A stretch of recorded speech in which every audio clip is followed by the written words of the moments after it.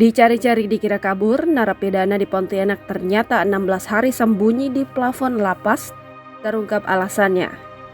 Malang nasib AS, seorang narapidana Lembaga Permasyarakatan kelas 2A Pontianak, Kalimantan Barat, ditemukan lemas setelah bersembunyi selama 2 minggu di atas plafon.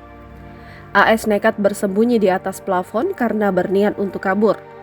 Namun upaya dirinya gagal karena bekal yang ia bawa habis setelah sempat disebut kabur pada Rabu 24 Januari 2024.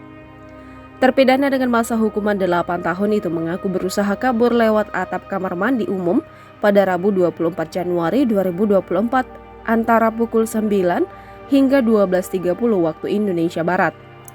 Kepala Lapas Kelas 2A Pontianak Julianto Budi Prasetyono mengatakan AS ditemukan pada Jumat 9 Februari 2024. Petugas menemukan AS saat hendak memperbaiki instalasi listrik di ruang genset.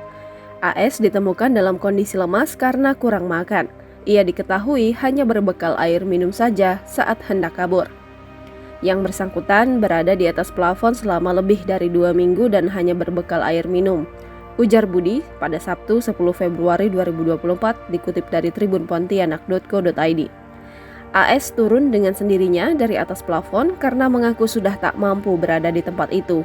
AS sempat dikira kabur selama 16 hari hingga akhirnya ditemukan. Budi menuturkan bahwa pihaknya terus melakukan pencarian atas hilangnya AS. Pihak lapas bahkan telah melibatkan pihak kepolisian untuk melacak keberadaan AS. Setelah dilakukan pemeriksaan oleh petugas, AS saat ini telah diamankan ke dalam strap sel tahanan untuk pengamanan dan sanksi atas pelanggarannya. Atas perbuatannya itu, AS terancam mendapat sanksi yaitu pencabutan hak integrasi dan tidak diberikan hak atas remisi.